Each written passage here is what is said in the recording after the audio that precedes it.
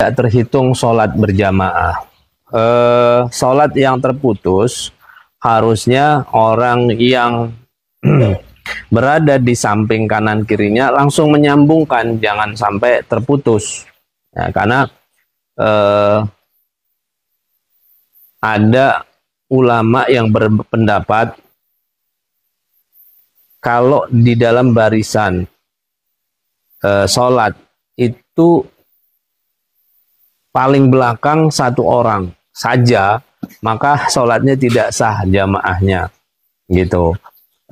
Tidak dibolehkan. Ini juga kalau seandainya terputus, kalau di dalam hadisnya itu akan diisi oleh setan, maka diperintahkan oleh Rasulullah untuk segera merapatkan. Ya, jadi di dalam sholat itu ada 5 gerakan yang hukumnya macam-macam. Ada gerakan wajib, ada gerakan sunnah, ada gerakan mubah, ada gerakan makruh, ada gerakan haram. Ya, di dalam sholat itu ada 5 macam gerakan. Nah, gerakan ketika melakukan atau menyambungkan shaf yang terputus itu sunnah, ya, sunnah untuk dikerjakan. Bahkan dia menjadi wajib ketika dia benar-benar bisa membuat sholat jamaah menjadi tidak sah, gitu. Ya, maka kalau ada shaf yang terputus, orang yang di sampingnya segera nyambung. Orang sampingnya nyambung dan nyambungnya. Dan kalau tidak disambung itu memang menurut beberapa pendapat ulama dia masuk dalam kategori sholatnya sah, tapi dia tidak mendapatkan fadilah sholat jamaahnya. Jadi sholat yang dilakukan oleh shaf yang nyambung, dia mendapatkan sholat jamaah. Shaf yang terputus ini, dia tidak mendapatkan sholat jamaah. Sholatnya sah, tapi fadilah berjamaahnya tidak didapatkan. Begitu ya Mas Nelbers. Wallahu a'lam. Kenapa malam diturunnya Al-Quran katanya 17 Ramadan, tapi di surah Al-Qadr turun, ya. Jadi Al-Quran itu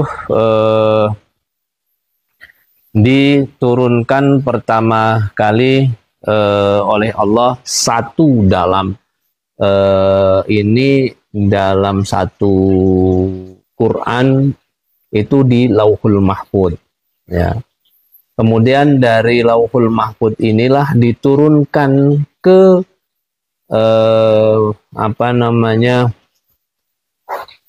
Astagfirullahaladzim. Diturunkan dari Lauhul Mahfud ke lupa saya itu satu Quran juga pada tanggal 17 Ramadan, ya. Nah, itu baru dari sinilah kemudian malaikat menurunkannya kepada Nabi Muhammad secara bertahap, ya. Satu-satu selama 23 tahun. Jadi pada 17 Ramadan ini memang Al-Quran dari Lauhul Mahfud diturunkan sekaligus, ya, pada 17 Ramadan ini. Dan dari 17 Ramadan itu kemudian oleh malaikat Jibril diturunkan kepada Nabi Muhammad secara bertahap selama 23 tahun. Wallahu a'lam.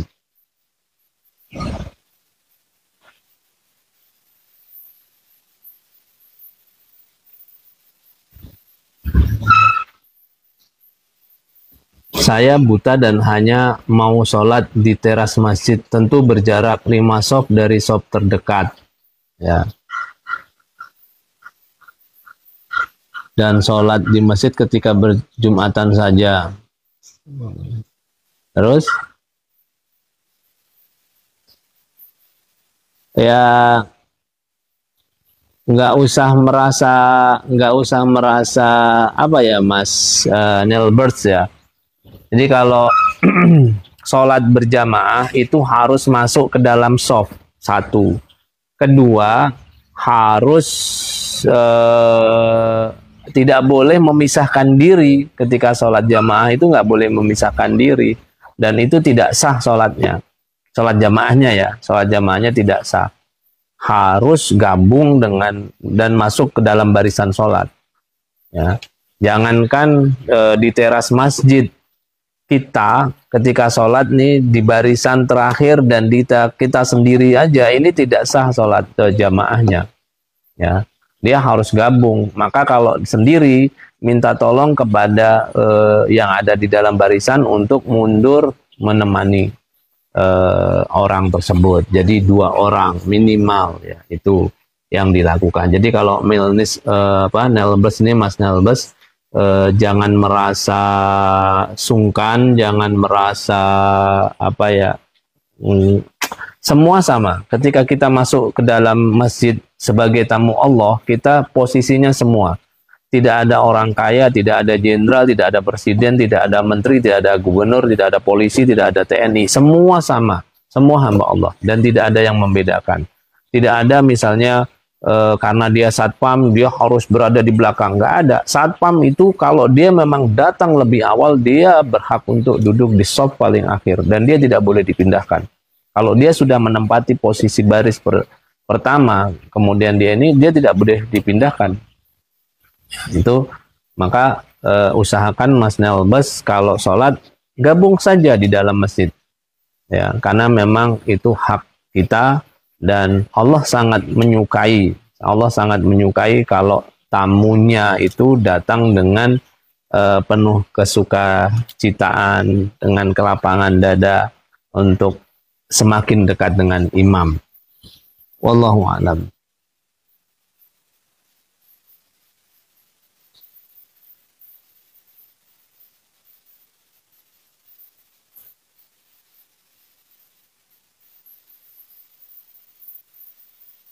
Ustaz, kalau misal baca kitab seperti di belakang Ustaz, tapi PDF dan terjemahan Google, boleh nggak? Boleh, kenapa nggak boleh? Boleh banget. Banyak di Google, banyak di di Maktabah Syamilah, buku-buku yang referensi-referensi Ummahatul Kutub, mau tafsir Ibnu Katsir, mau kita tafsir Marogi, mau tafsir As-Sa'di, mau kita tafsir Jalalain, mau Bulughul Maram, mau Kutubus Sittah, atau mau buku-buku I'anatul Talibin, Fathul Qorib, Hasyiatus Syarqawi, semuanya ada ya, dan bisa diambil. Nah, persoalannya memang semuanya berbahasa Arab gitu. Jadi minimal kita harus tahu ya. Dan kalau mau terjemahannya, ada sebagian yang sudah diterjemahkan, ada sebagian yang belum diterjemahkan. Jadi nggak apa-apa Mas Chan ya, itu jauh lebih bagus kalau kita bisa membaca dari sumber aslinya. Tadi terus terang saja ada banyak buku terjemahan itu terjemahannya melenceng dari isi kitab aslinya gitu. Maka ya kudu harus hati-hati juga ya, kudu perhatikan karena banyak yang terjemahan itu lebih mengejar pada susunan kaidah bahasa Indonesianya, bukan pada kaidah bahasa Arabnya, sehingga bagaimana nih bahasa susunan kalimat ini indah dan enak untuk disusun dalam bahasa Indonesia, meskipun sebetulnya konteksnya tidak tepat dengan isi atau pesan yang ada di dalam buku aslinya. Begitu ya Mas Chan ya. Wallahu a'lam.